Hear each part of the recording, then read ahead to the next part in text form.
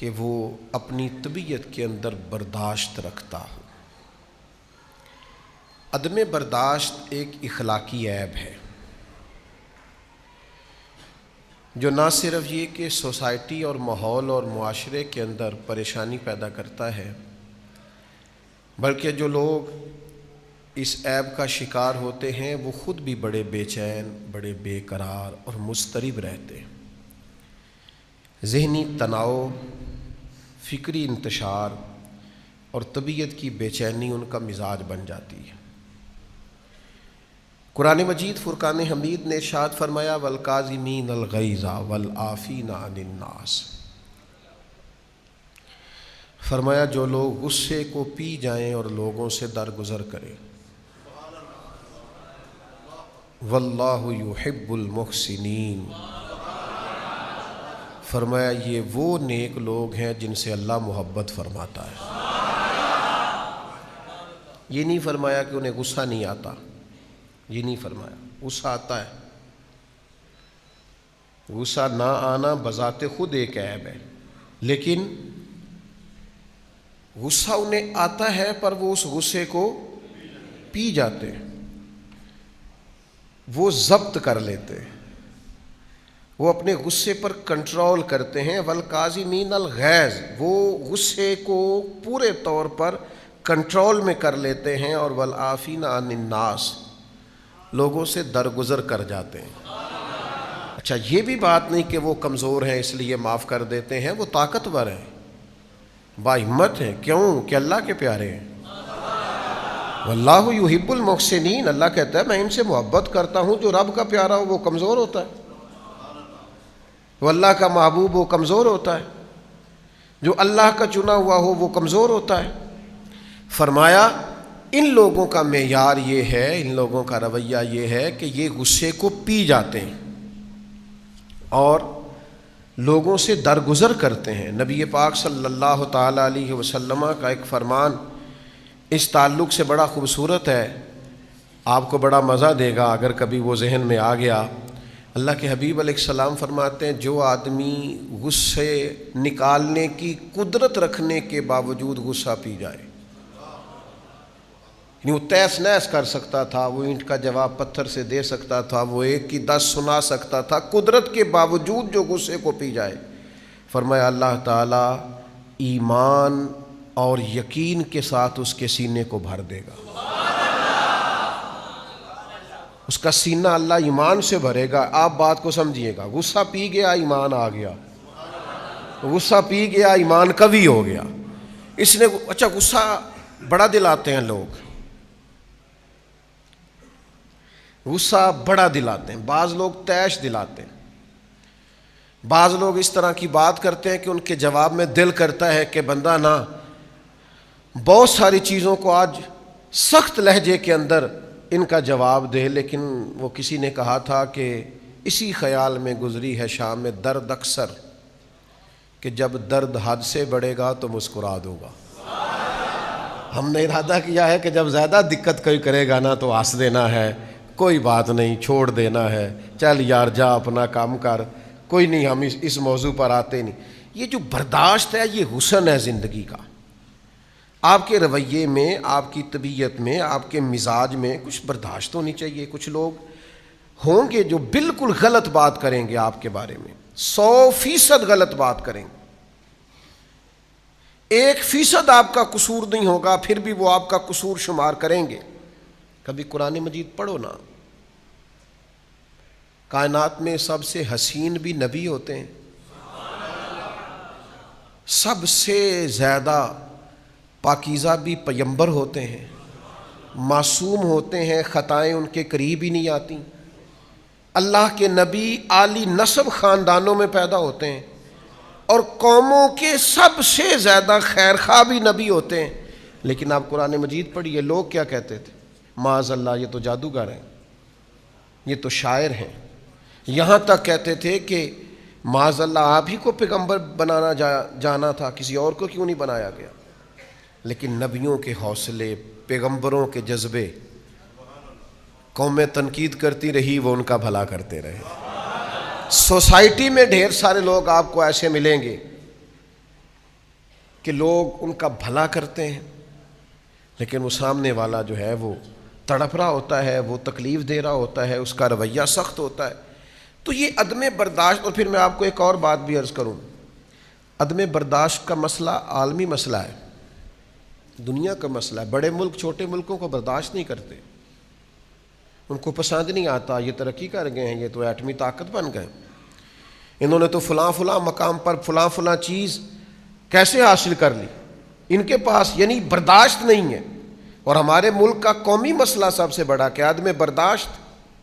ہماری اسمبلی پڑھے لکھے لوگوں کی اسمبلی، اور ہزاروں ووٹ لے کر ہزاروں لوگوں کے نمائندے بن کر اسمبلی میں پہنچنے والے لوگ جب ایک دوسرے پر جوتے پھینک رہے ہوتے ہیں، جب ایک دوسرے کا گریبان پکڑ رہے ہوتے ہیں، جب اسمبلی کے فلور پر ایک دوسرے کو معاذ اللہ گالیاں دے رہے ہوتے ہیں، تو پھر محسوس ہوتا ہے کہ یہ تو قومی مسئلہ بن گیا عدم برداشت.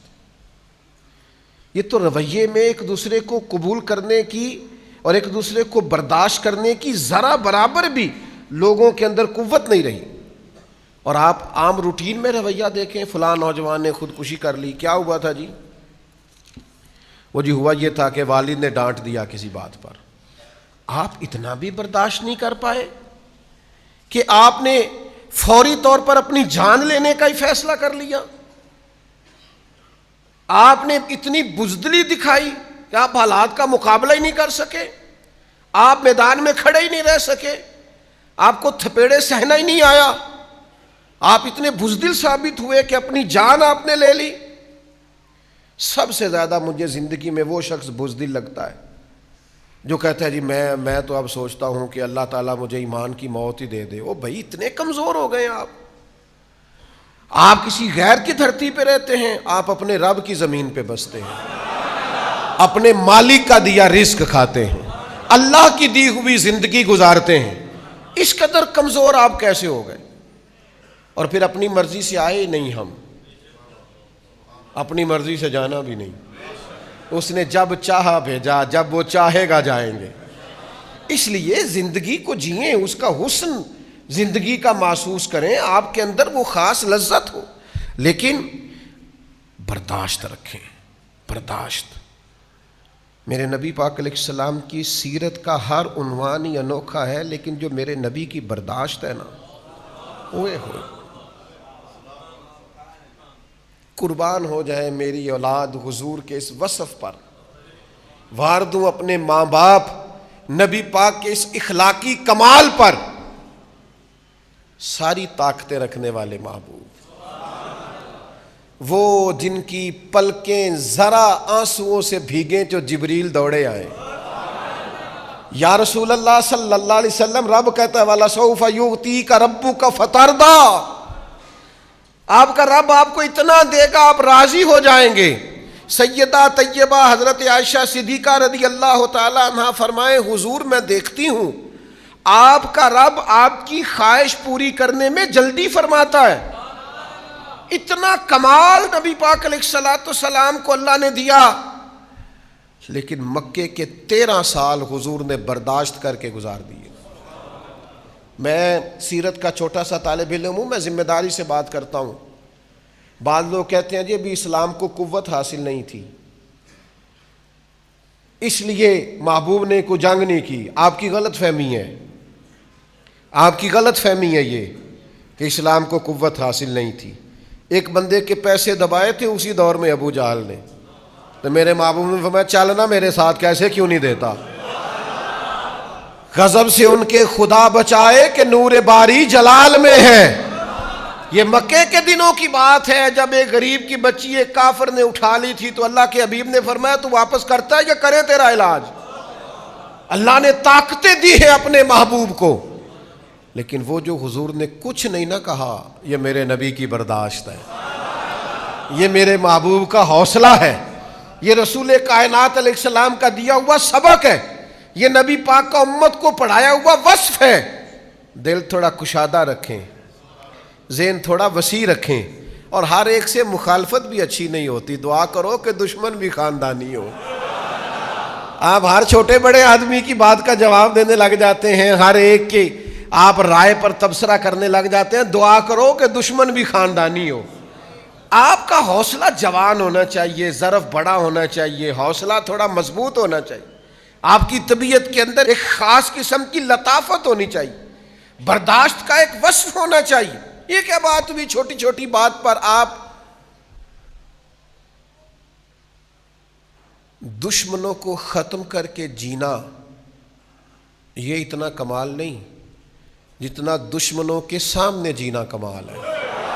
نہیں، کوئی نہیں، سمجھ ہی نہیں آئی آپ کو میں نے کیا کہا، سمجھ ہی نہیں آئی آپ۔ دشمن کو ختم کر کے جینا اتنا کمال نہیں۔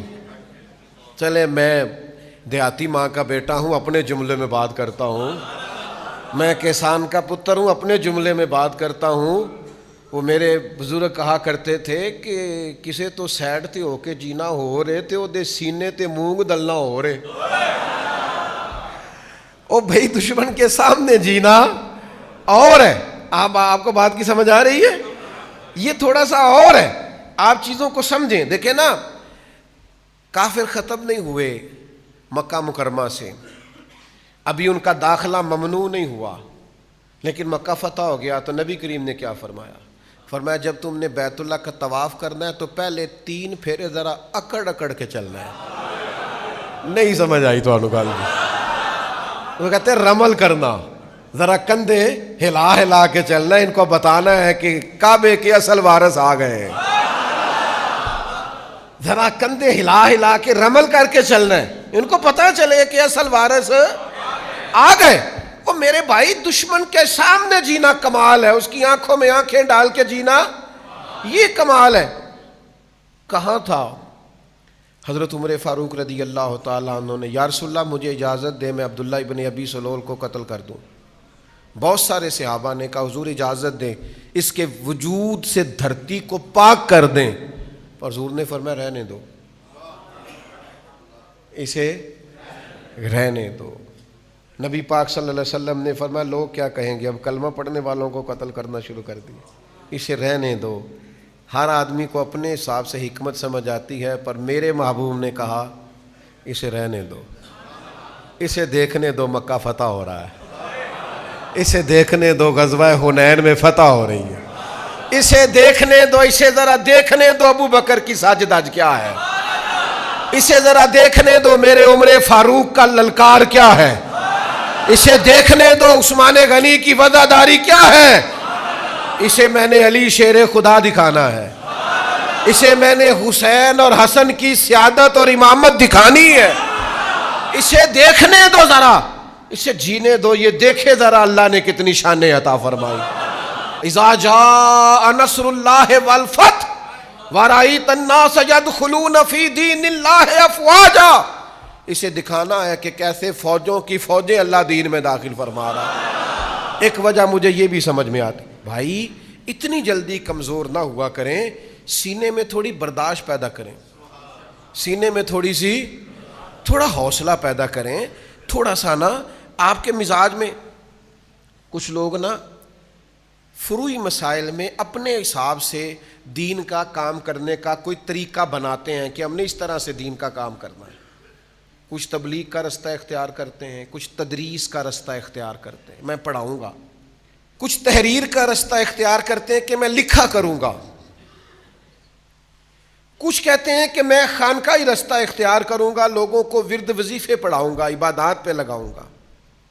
یہ مختلف قسم کے رستے، یہ سارے ہیں ایک ہی رستے، لیکن کبھی کسی تحریر کرنے والے نے یہ نہیں کہا کہ جو پڑھا رہا ہے وہ کام ہی نہیں کر رہا، یہ نہیں کہا اس نے کہا میں بھی کر رہا ہوں وہ بھی کر رہا۔ کبھی کسی تدریس کرنے والے نے یہ نہیں کہا کہ جو خانقاہ میں بیٹھ کے مریدین کی، عقیدت مندوں کی، ارادت مندوں کی تربیت کر رہا ہے وہ کچھ بھی نہیں کر رہا، اس نے کہا میں تدریس کر رہا ہوں وہ تلقین کر رہا۔ کبھی کسی نے کسی دوسرے کو متعون، لوگ ایک دوسرے کو قبول کرتے تھے، لوگ ایک دوسرے کو برداشت کرتے تھے، لوگ کہتے تھے مل جل کے چلنا ہے۔ امام بخاری محدث ہیں، فقیہ نہیں، انہوں نے فقہ اور اصول فقہ پر کام نہیں کیا، حدیثیں جمع کی ہیں۔ امام اعظم فقیہ ہیں، انہوں نے احادیث کو اس طرح جمع نہیں کیا، اگرچہ انہوں نے بھی کیا، لیکن امام بخاری نے یہ نہیں کہا کہ جو فقیہ ہے وہ ٹھیک ہی نہیں، نہ امام اعظم نے کہا جو محدث ہے وہ ٹھیک ہی نہیں، انہوں نے کہا ان کی بھی بڑی بات ہے، انہوں نے کہا ان کی بھی بڑی بات ہے۔ لوگ ایک دوسرے کو قبول کرتے تھے، فروعی مسائل میں برداشت ہوتی تھی۔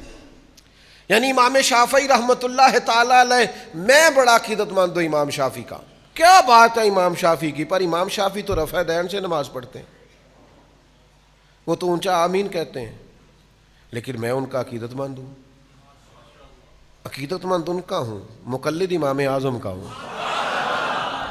باہمی احترام کے رشتوں کو کبھی بھی خراب نہیں ہونا چاہیے، لیکن آج تو گھٹن ہے، 1.5 اینٹ کی مسجد اور 1.25 انچ کا بندہ، کوئی قد کاٹھ نہیں، نہ علمی، نہ فکری، نہ توانائی، نہ شعور، نہ مطالعہ، نہ سمجھ، نہ بوجھ، نہ کوئی بات، لیکن ان لوگوں کی آپ گفتگو سنیں تو انہیں ایسے محسوس ہوتا ہے کہ کوئی شخص جو ہے وہ کام ہی نہیں کر رہا، سارا میں ہی کر رہا ہوں۔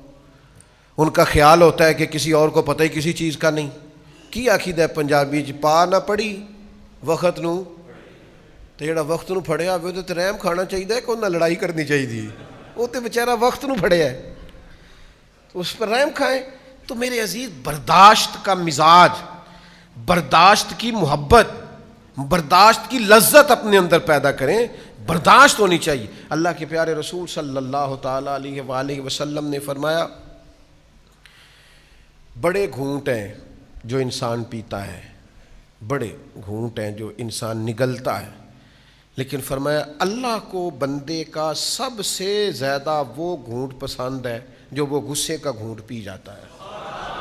اللہ کو بڑا پسند ہے وہ ضبط کر جائے، یہ سب سے افضل گھونٹ ہے کہ تجھے شدید غصہ آیا ہے لیکن تو اس کو پی جائے، اور بلا وجہ غیظ و غضب کرنا، ہر بات پہ غصہ ہونا، ہر بات پہ لڑائی کرنا، ہر بات پہ شدت دکھانا، ہر وقت الجھے رہنا، ہر وقت ناراض ہو جانا، ہر بات پہ جناب اپنے آپ سے باہر ہو جانا، یہ انداز درست نہیں ہوتا، یہ طریقہ کار غیر مناسب ہوتا ہے۔ نبی پاک صلی اللہ تعالیٰ علیہ وسلم نے فرمایا، بلا وجہ کا غیظ و غضب ایمان کو اس طرح خراب کر دیتا ہے جس طرح ایلوا شہد کو نہیں خراب کر دیتا، اس کو کڑوا نہیں کر دیتا، اس طرح بلا وجہ کا غصہ ایمان کو خراب کر دیتا ہے۔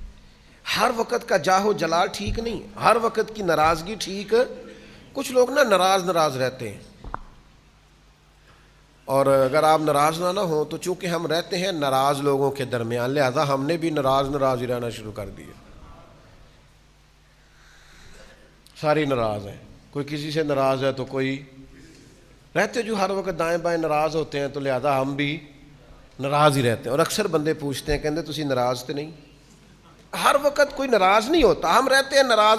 وہ حضرت خواجہ نظام الدین محبوب الہی، سلطان المشائخ، محبوب المشائخ، حضرت خواجہ نظام کے پاس ان کا ایک عقیدت مند آیا، اس نے کہا حضور بس ہو گئی اب جو ہمیں چھیڑے گا ہم بھی اسے چھیڑیں گے، جو ہمیں ستائے گا ہم بھی اسے ستائیں گے، کوئی ہمارے رستے میں کانٹے بچھائے گا تو ہم بھی اس کے رستے میں کانٹے بچھائیں گے۔ تو حضرت خواجہ نظام الدین صاحب رحمۃ اللہ علیہ مسکرائے، بندہ بڑا ناراض تھا، مرید بڑے غصے میں تھا، پر آپ مسکرائے، آپ فرمانے لگے پتر پھر تو سارا رستہ ہی کانٹوں سے بھر جائے گا، آدھی سڑک پہ اس نے بچھا دیے، باقی آدھی پہ تو نے بچھا دیے، تو راہگیروں کے پیر بھی زخمی ہوں گے تم دونوں کی لڑائی میں۔ عرض کی حضور پھر کیا کروں؟ فرمایا فقیروں والا کام کر، وہ کانٹے بچھاتا جائے تو کانٹے اٹھاتا جا، فقیروں کی یہی ڈیوٹی ہے، لوگ بچھاتے جاتے ہیں اور وہ اٹھاتے جاتے ہیں۔ ہمت کریں، حوصلہ کریں۔ آپ کو ایک بات عرض کروں، کچھ لوگ نا باہر پھر بھی اتنا غصہ نہیں کرتے، کار بڑا کر دینا، باہر والے کہہ رہے ہوتے ہیں بندہ بڑا ہی با اخلاق ہے، تو گھر والے آندے نے سانو پوچھ کے ویکھو نا۔ آپ جتنا حوصلہ باہر رکھتے ہیں اتنا گھر کیوں نہیں رکھتے؟ بیٹے کا دل کرتا ہے آپ کے سینے پہ چڑھے، آپ سے پیار کرے، بیٹی کا دل کرتا ہے 2-4 لاڈ دکھائے، بیوی کا آپ لباس ہے، وہ آپ کا لباس ہے، اس نے جو بات آپ سے کرنی ہے وہ کسی اور سے کر سکتی نہیں، اس کو کوئی 10-20 منٹ درکار ہیں آپ سے بات کرنے کے لیے، لیکن باہر آپ بہت بڑے لیڈر ہیں، قائد ہیں، سمجھدار ہیں، معاملہ فہم ہے، فہم و فراست والے، گھر آپ بات ہی نہیں سنتے۔ یہ رویہ بھی ٹھیک سنو نا کریم محبوب کی ایک کریمانہ ادا اور بھی سنو. سیدہ طیبہ طاہرہ حضرت عائشہ صدیقہ رضی اللہ تعالی عنہا گھر کا ماحول بیان کرتی ہیں. گھر میں حضور کو دیکھ کر یہ بتاتی ہیں, فرماتی ہیں نبی پاک بڑا ہی معاف کرنے والے تھے, حضور بڑا ہی درگزر فرمانے والے, اور نبی پاک نے کبھی کسی کی برائی کا بدلہ برائی سے دیا ہی نہیں. یہ محبوب کے گھر میں حرم پاک میں آپ کی مقدس زوجہ کی گواہی ہے. جب گھر میں یہ گواہی ہو تو اس کا مطلب یہ ہے کہ نبی کریم کی زوجہ ہماری ماں ہمیں سکھاتی ہیں تمہارا گھر میں رویہ بھی بڑا ہی حسین ہونا چاہیے, وہاں بھی تمہارے اندر برداشت ہونی چاہیے. میرا بڑا پرانا فتویٰ ہے, میرا فتویٰ یہ ہے کہ میاں بیوی کی لڑائی میں نا زیادہ قصور میاں صاحب کا ہوتا ہے. میرا فتویٰ ہے, آپ اختلاف کر سکتے ہیں, زیادہ غلطی میاں صاحب کی ہوتی ہے. اس کی ایک دلیل ہے میرے پاس. دلیل میرے پاس یہ ہے کہ عورت بیچاری کی عقل تو ناقص ہوتی ہے نا, تو میاں صاحب کی پوری ہے نا. تو یہ اگر کہے کہ میں نے ناقص عقل والی سے بھی پوری بحث کرنی ہے, پورا ہی جھگڑا کرنا ہے, تو بھائی سلجھانا تو میاں صاحب نے تھا مسئلے کو. تو میاں صاحب تو برابری پہ اترے ہوئے ہیں, ایک بات پہ 4 جواب دے رہے ہیں, تو پھر زیادہ غلطی کس کی گنی جائے گی؟ تو میاں صاحب کو یہ چاہیے تھا کہ وہ زیادہ حوصلہ دکھاتے. آپ بڑے ہیں, آپ کا ظرف بڑا ہے. الرجال قوامون علی النساء, اللہ نے عورتوں پر مردوں کو افسر کیا ہے, تو چاہیے تو یہ تھا کہ آپ حوصلہ دکھاتے, آپ صبر کا مظاہرہ کرتے. لیکن ہمارا رویہ یہ ہوتا ہے کہ جناب ایک بات ہوئی نہیں, اور کہاں چڑھے اور کہاں اترے اور کہاں پہنچے اور کہاں تک گئے اور کہاں سے گاڑی واپس آئی. یہ انداز درست نہیں ہے. حوصلہ, برداشت, قوت. میں چھوٹا سا آدمی ہوں, لیکن مجھے ہزاروں لوگوں کے ساتھ وقت گزارنے کا موقع ملا ہے زندگی میں. جو آدمی ممبر پہ بیٹھتا ہے نا, ہمارے اساتذہ فرمایا کرتے تھے کہ اگر تم نے اونچی جگہ پہ بیٹھنا ہے تو پھر بہت سارے سوالوں کے جواب دینے کے لیے بھی تیار رہنا. یہاں تو آپ بڑے ہونے کا دعویٰ نہ کریں, اگر ہیں تو پھر سوال تو اٹھے گا. جب آپ اونچی جگہ پہ بیٹھے ہیں, آپ تو سب کو دیکھ رہے ہیں, تو سب بھی تو آپ کو دیکھ رہے ہیں, تو آپ کو تو بڑی چیزوں کو برداشت کرنا پڑے گا. بڑے بڑے سخت سوال زندگی میں آ جاتے ہیں. کئی دفعہ دل نہیں کرتا, دل ٹوٹتا ہے کہ یار یہ والی بات آپ کو نہیں کرنی چاہیے تھی, یہ درست نہیں ہے, یہ انداز ٹھیک نہیں, یہ سوال نہیں بنتا. کسی کو اپنے گناہ کا حساب کیا دیتے, سوال سارے غلط تھے, جواب کیا دیتے. کچھ لوگ ایسے ہوتے ہیں جو مطلب اس جگہ پہ بندے کو لا کے کھڑا کر دیتے ہیں جہاں کٹہرا سا بن جاتا ہے, اور اس آدمی کا حق بھی نہیں ہوتا کہ وہ یہ سوال کرے. لیکن آپ کا منصب ایسا ہے کہ آپ کو برداشت کرنا ہے. آپ ہیں ایسی جگہ پہ جہاں آپ کو اس چیز کو قبول کرنا ہے. آپ کو سمجھنا ہے کہ یار اب میں فائز ایسی جگہ پہ ہوں, اس نے کہہ لیا ہے تو میں کیا کروں. تو میں آپ کی خدمت میں عرض کروں گا کہ کئی دفعہ سخت ترین معاملہ ہو جاتا ہے.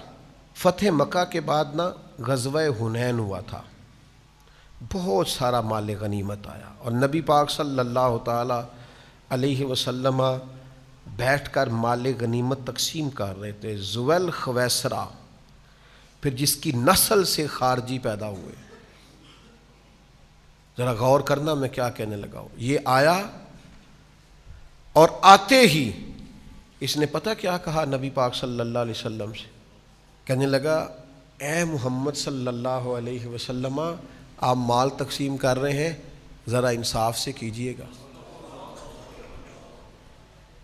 معاذ اللہ ثم معاذ اللہ, نقل کفر نباشت. یعنی حضور کو کہہ دیا, اللہ کے رسول سے کہہ دیا, آپ مال تقسیم کر رہے ہیں غنیمت کا, ذرا انصاف سے کیجئے گا. اللہ اکبر. کوئی نبی پاک علیہ السلام کو کوئی چیز مانے نہیں تھی. اسی وقت حضور فرماتے اس کی گردن اڑا دو, ٹکڑے کر دیتے صحابہ.